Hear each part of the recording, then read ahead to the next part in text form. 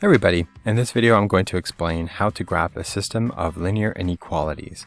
As you can see in this example, we have two of them. Whoops, it's moving around already. We have two of them, and each of these is already in the form of y equals mx plus b, also known by its more proper name as slope-intercept form.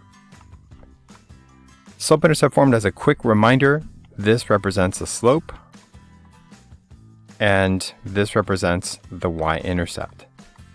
Okay?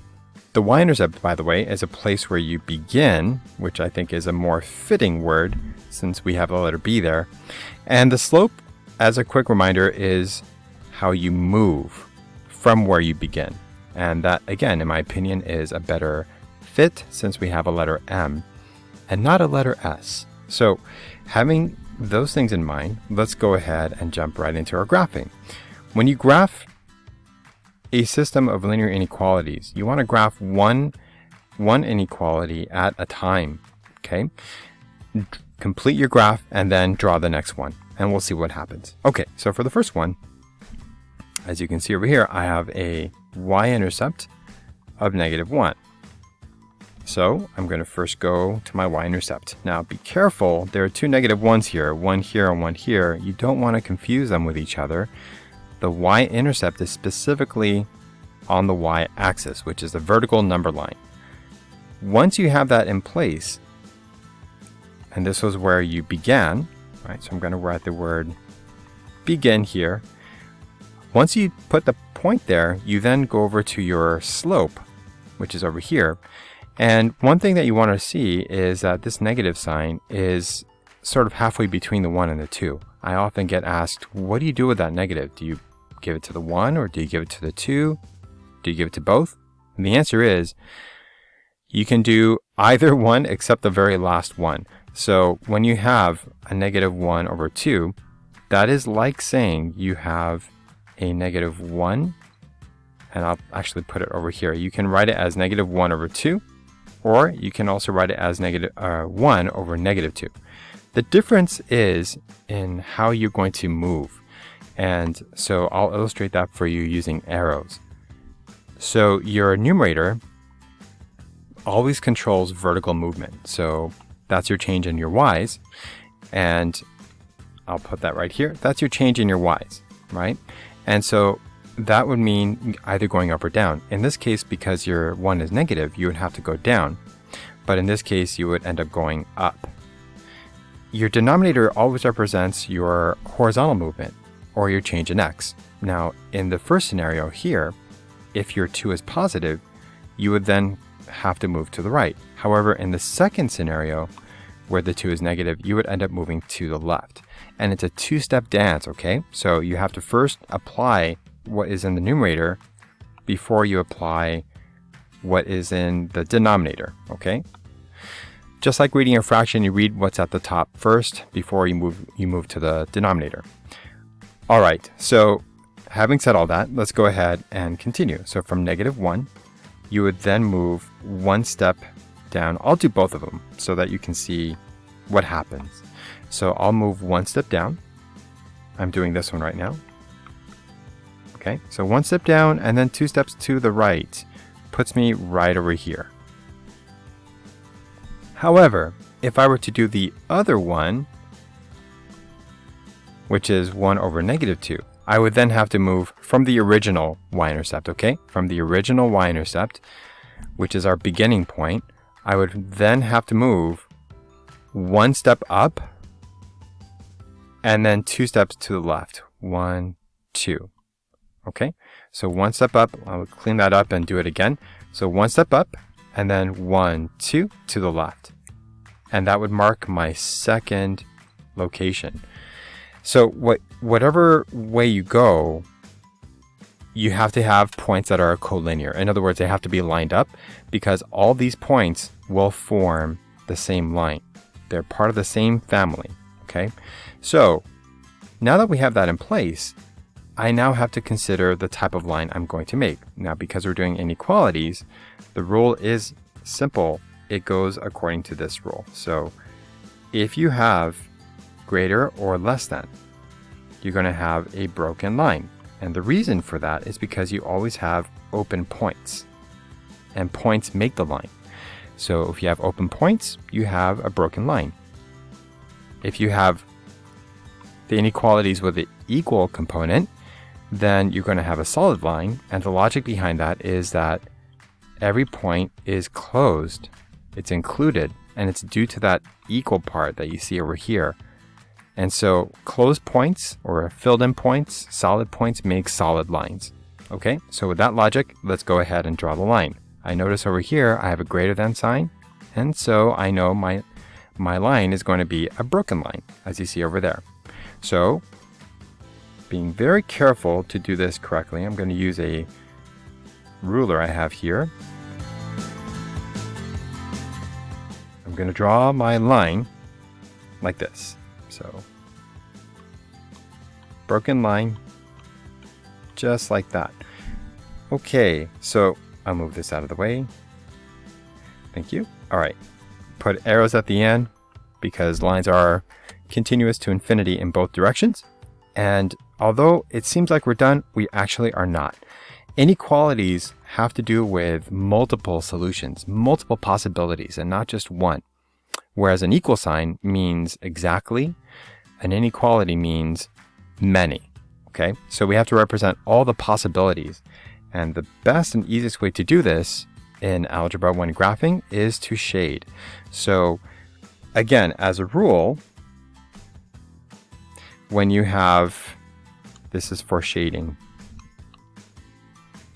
when you have greater or equal to, that will always be up. It's like walking into an elevator. If you only had these buttons to press and you had to go from the basement to the 10th floor, you'd press one of these buttons because you want to go up. And if you have one of these buttons instead, then this would mean going down. All right, so if I take a close look at what I have, this one over here is greater. Greater means up, right? So I'm going to go back to my graph and I'm going to shade everything going up, or in other words, above this line. So here we go, shading everything above the line.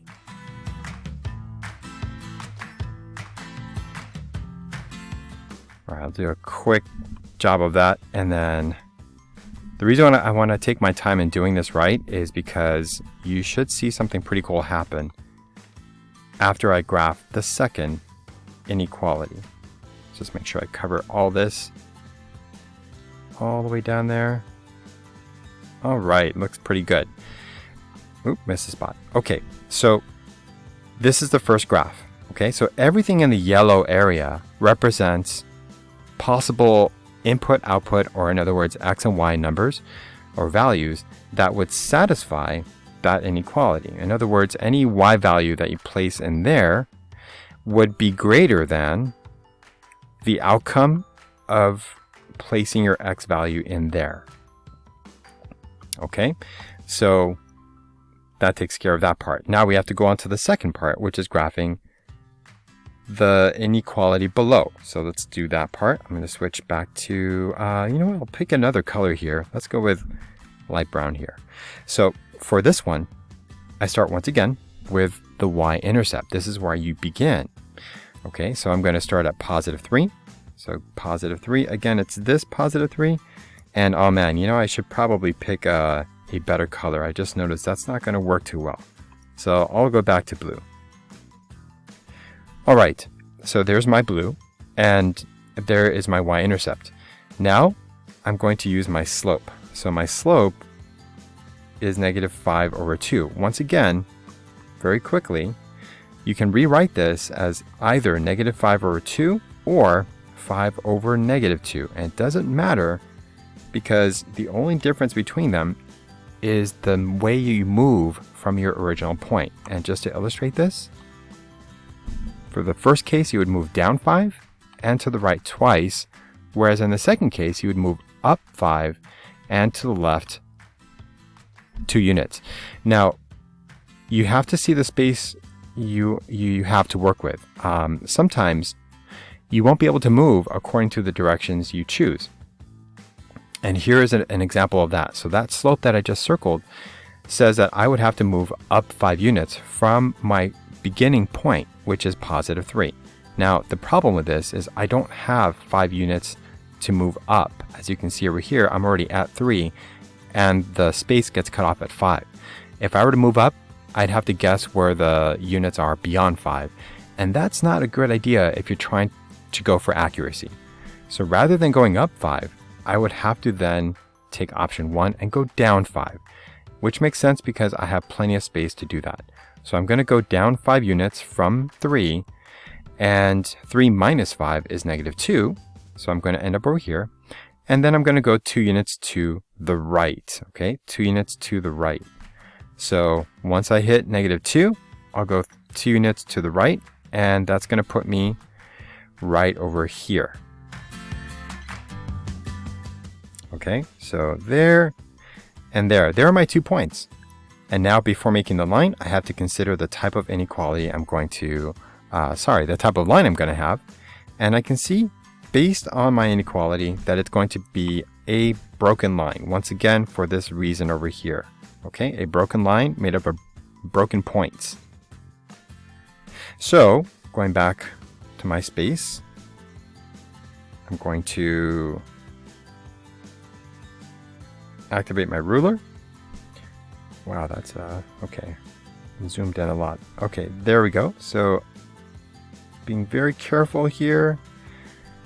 And here's my broken line going this way.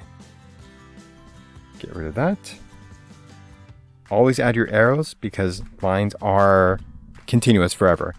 Now, where do you shade? Well, let's take a look at the inequality. This inequality says less than. Less means go down. Okay, you go down from where you are. And so from this line, down would be simply to the left. I'm going to switch my color here because there's something that I want you to notice. I'm going to start shading from below. So from here, I'm going to shade. And as you can see, everything is nice and blue, right? I'm shading below, or in other words, to the left of this line. Everything looks good. But then something happens as soon as I cross over, and you might already have seen it. Something happens as soon as I cross over. You can see, oh, look at that. The yellow and the blue, they blend. And what you get is green. Okay, so I'm going to color the rest of this green. Now, I have to be careful as I do this not to cross over that second line because, again, I have to be below it. Or in other words, in this case, I have to be to the left of it. Okay? And there you go. So what happened here? Well, what happened was the solutions to the first line blended with the solutions to the second line to create what's called a common area. This over here, this is called a common solution area. Okay, a common solution area is an area that contains inputs and outputs that satisfy both of the inequalities, both of them. Just give you an example of this, if I were to grab any point from the yellow area, let's say, for example, I grab 3, 2. Well, 3, 2 is only in the yellow area, and that means that it would only satisfy the first inequality, which is, it would only satisfy the second inequality. Did I get this right? No. It would satisfy only the first one, apologies, the first inequality, which is the first one that we did, right? So that 3, 2 would only satisfy that first inequality. If I were to grab a point from the blue area, like for example, -2, -1, -2, -1, -2. Whoops. Let's go back and let's see. The nice thing about technology is we can always return things to the way they were. -2 was not correct. Go back one more step. There we go. -1, -2. Be nice if we can do the same thing in other areas of our life, right? Just quick tap and redo. But anyway, so let's say we have -1, -2. This would only satisfy the second inequality. But if we look at the green area and we pick, for example, any point in that green space, and I'll pick 0, 0, since that's the easiest one, 0, 0.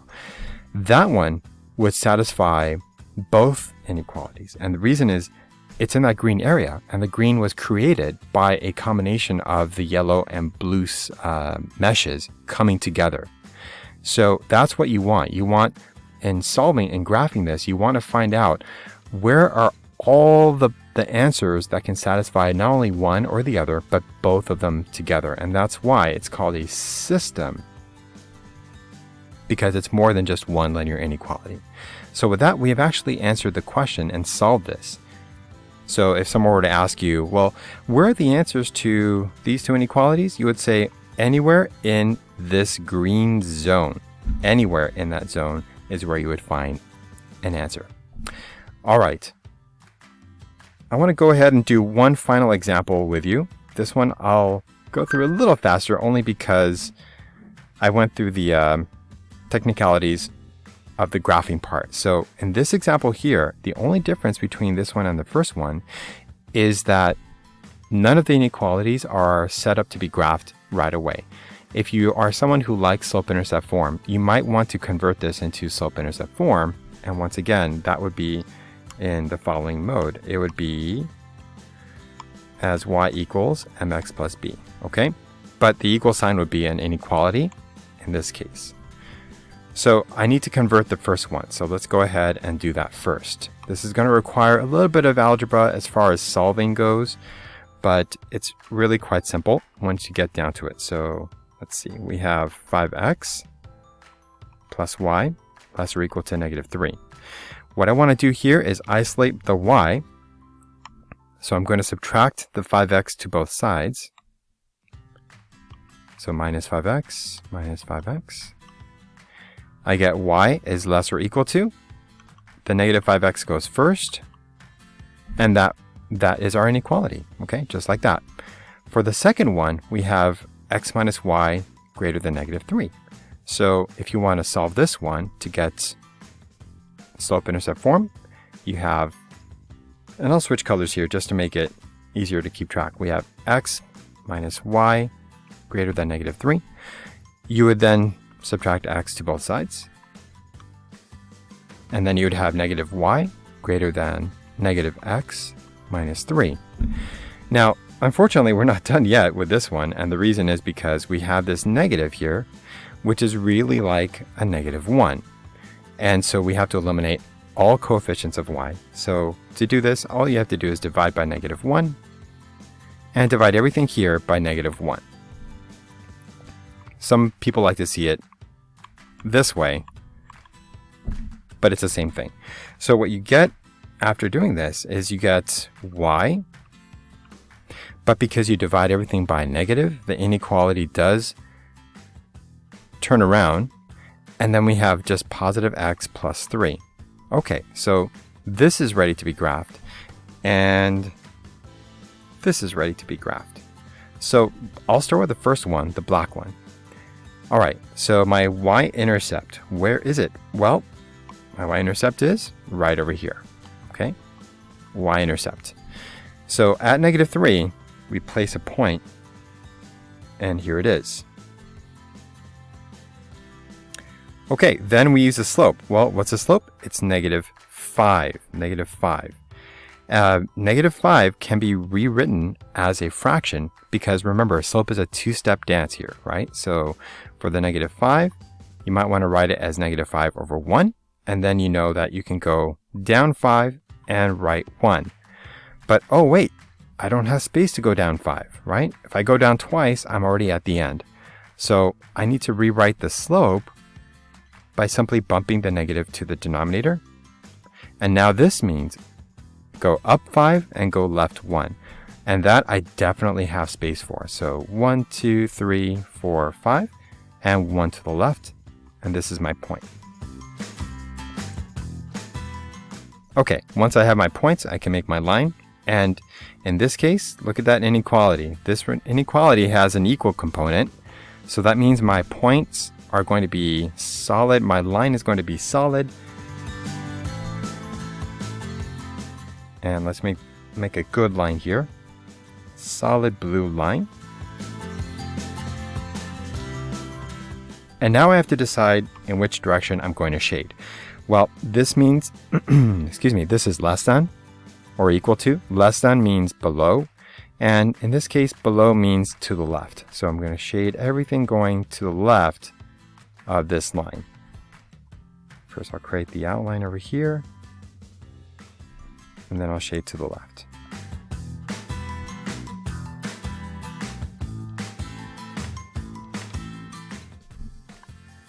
The shading part does take a little bit of time, so I appreciate your patience as I do this.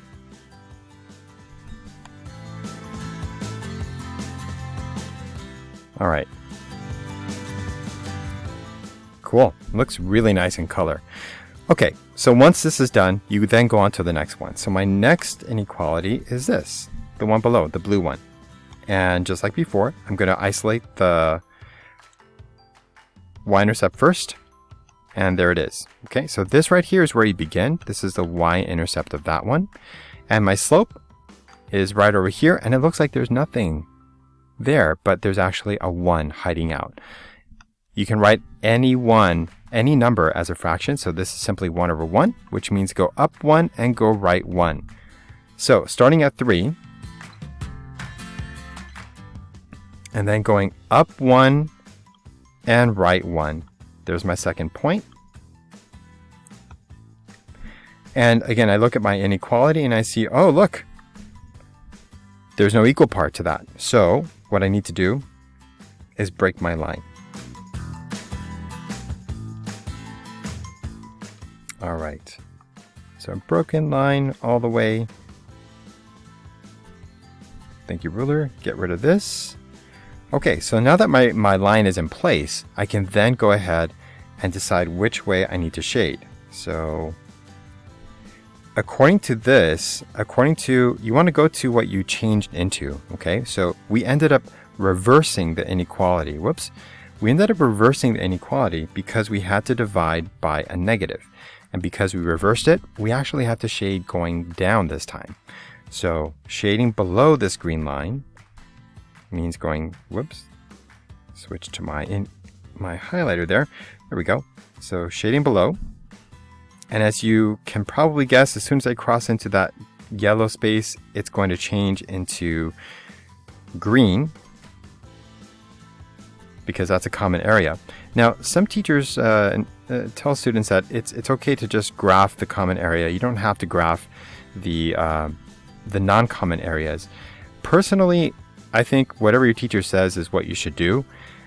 But in my opinion, it's nice to see that contrast. It's nice to see areas that they have in common, as well as areas that they don't have in common, because then it becomes more apparent why the common area is actually a common area, and why the other areas are individualized to their and specific to their own inequality.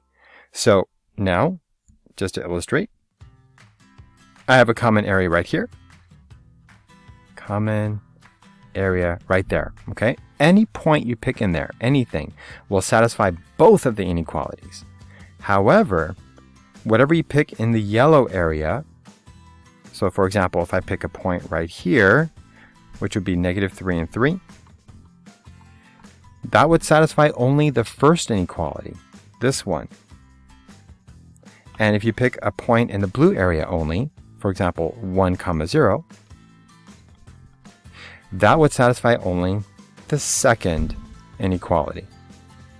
Okay, but the common area has tons of points that would satisfy both of them. So if I were to pick, for example, -2, -4, that would satisfy not only the first one, not only the second one, but both of them at the same time. And that is what you want. This is your solution area is right there. Okay? All right, everybody. So I hope this video helped you to better understand the ideas behind graphing linear inequalities. We looked at the first case where everything was already in slope-intercept form, and all you had to do was identify the slope, the y-intercept, and then the slope, and plot the points in that order. Y-intercept first, slope guiding you to your second point. You then had to decide what kind of line had to be drawn, and it comes down to two, either broken or solid. And then you had to decide in which direction you had to shade. And there are only two possibilities, up or down, which can sometimes be also turned into either left or right, depending on the orientation of your line. After that, you repeated the same process using the second inequality, and what you saw in the end was that there ended up being a solution area. Now, as a little caveat here on the side, you will not always have a solution. There are cases where linear systems do not meet together, and so there is no solution, which is always a possibility when dealing with equations, that there would be no solution. So just keep that in mind. I did not provide an example in this video, but it is something to be mindful of anyway. I hope this video helped you to better understand the thinking behind graphing. And as always, please stop by, leave a comment. I would appreciate if you could leave your comments constructive, because that helps me to better understand how I can help you as a learner of this beautiful subject. So as always, thanks for taking the time to watch, and I'll see you next time.